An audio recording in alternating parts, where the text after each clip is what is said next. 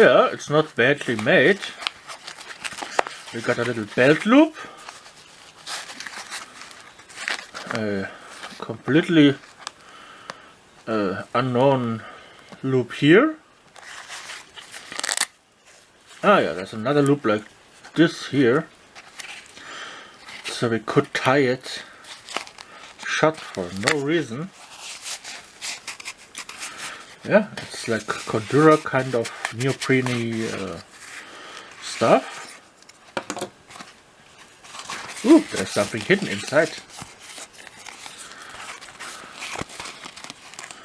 Made in China! With an email address. Write them a mail if the product is bad. Polyester. You're not supposed to iron it or wash it. Wish just wipe it down with a wet towel? Really? Quality.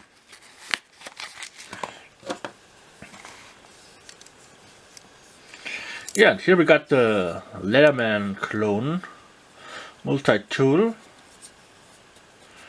Plastic on the side, but it's not rubbery. It's rattling. It's screwed down with some interesting looking external grip and internal grip nuts. Ah, this is the part that's loosey-goosey. Huh.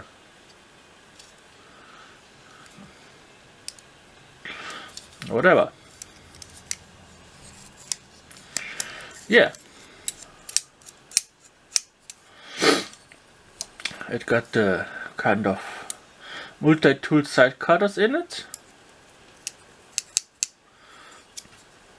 Grip pliers and so on, all you need. It is spring loaded. Apparently internally. That's interesting. See, there's no spring in the back that can fall out. So there must be a spring mechanism built inside this housing somehow. Interesting. I've never noticed this. But that makes sense. Yeah, now let's just take a look at the tools. Show me your tools, baby. Show me all of them. We got a wood saw, feels creepy, cutty. We got a I suppose that's a flathead screwdriver, but it is very rounded, so yeah, it might slip a lot.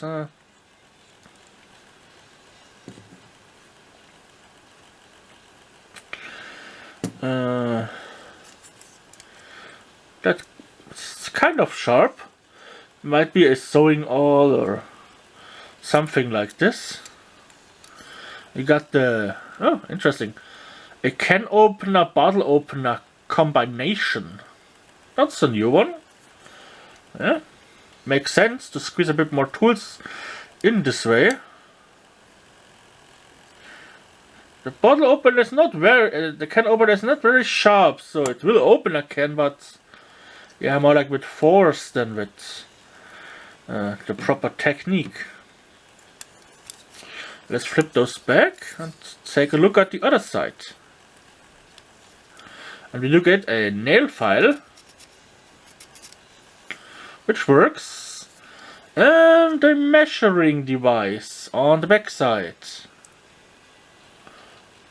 Yeah, you never know when you have to measure something. What I don't like is it doesn't start directly at 0, but gives you a little latchy here. So I filed that off. So I can just put it against something instead of having to hold it at the side of it. We got a screwdriver. That's always useful. You know, it's so much scrap. Let me see if I can grab something. No, nothing here that needs batteries. Oh, here we have something. Like this bike light. Yeah, it's screwed shut, so let's see. Is the screwdriver useful? Not really.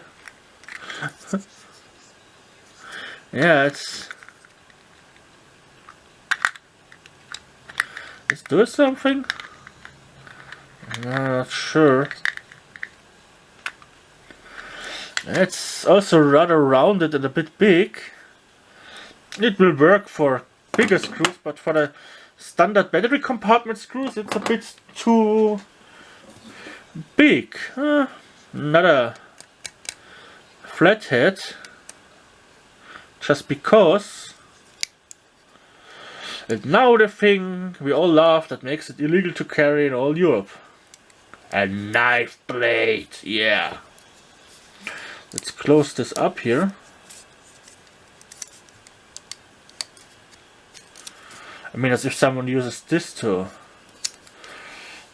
kill a bunch of people there. But it's silliness. Governments.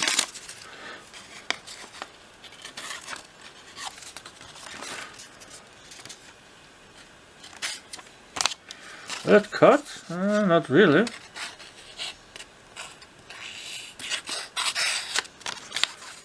Yeah.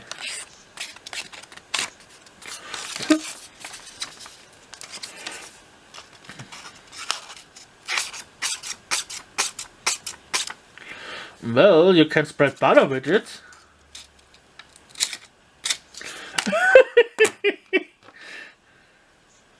Yeah. Yeah, it's like... It's not really sharp. Let me sharpen this and see if I can get it better. So, let's see if the standard knife sharpener did something.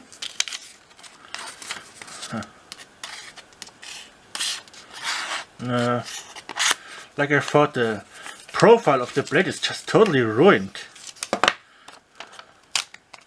Yeah, it cuts a bit now, but it's just too rounded. What I have to do is I have to give it a new profile on some sandpaper. Well, I have to say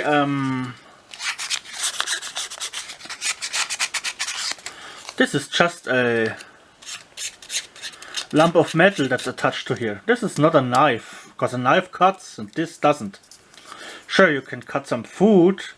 I've tried to really give it a good sharpening with the sharpening machine first and then with a bit of sandpaper, but I have to completely grind this profile down and reprofile it because, yeah, it's not a knife, it's just a lump of metal.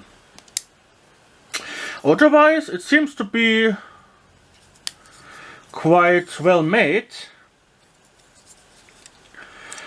Quality control wise, yeah, it's this part here is loose, the rivet isn't drilled in hard enough, but you know,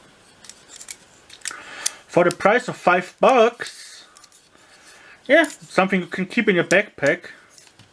You know, tighten some screws, loosen some screws, sawing a bit of stuff, spreading butter.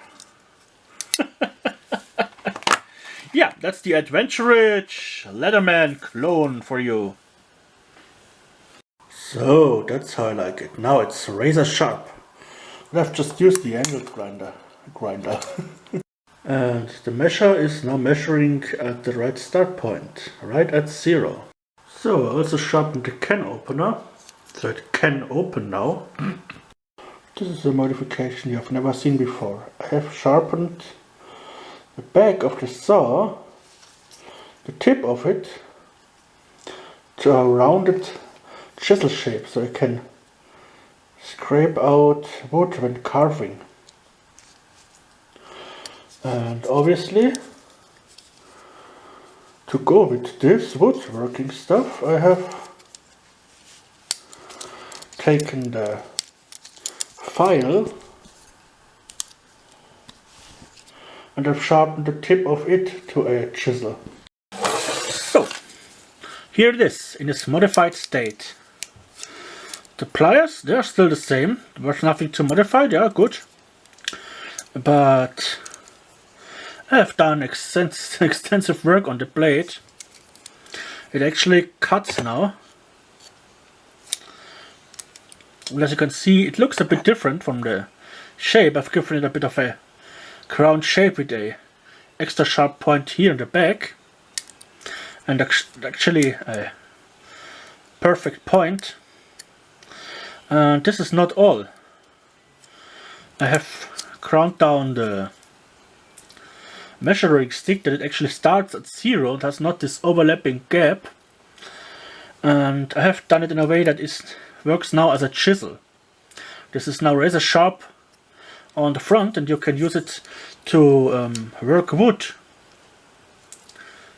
Next tool is the screwdriver. It is now sharp and works like a real screwdriver is supposed to. On the other side, the can opener has been sharpened, so it's now actually a usable can opener.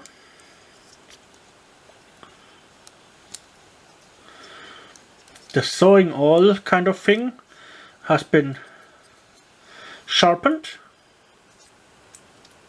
It's got a bit hot on the tip, but I've squenched it in cold water immediately, so it's hard now. The small screwdriver has been ground down and pointed, so it's a real usable screwdriver. And a little special modification on the last of the tools, the one that here's the finger. The saw is now a round chisel, so you can use it to hole out something. Yeah. Now we have turned a cheap but quality-wise okay multi-tool into something really useful, especially if you're out in the woods and have to do a lot of things with wood. Yeah, but the most important thing is obviously it has a blade now that actually does what it is supposed to do. That's cutting. You can carve and whittle with this thing.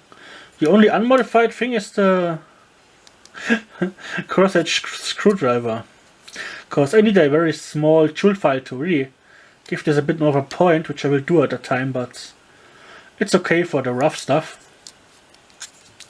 Yeah, that is it. A cheap multi-tool from Aldi turned into something that's really useful. Hope you have enjoyed this video, and yeah, I throw it in my backpack now and take it hiking next time. Oh yeah, by the way, this black anodized metal, which you can see here from me touching the sandpaper, sorry. Yeah, it's, you know, it's like all of those cheap multi-tools. What I like is that the spring now is internally.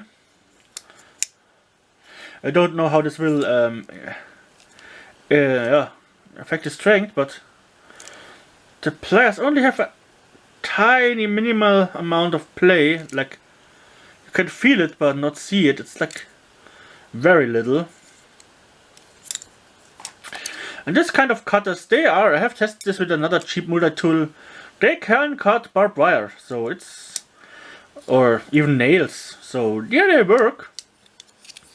And you know, what you need it for when you're on the go, it will do most of those tasks, except cutting. Yeah, this will have a date with the grinding machine, with grinder. Now, now, as I have mentioned Grinder, you will get tons of gay ads on YouTube. Have fun!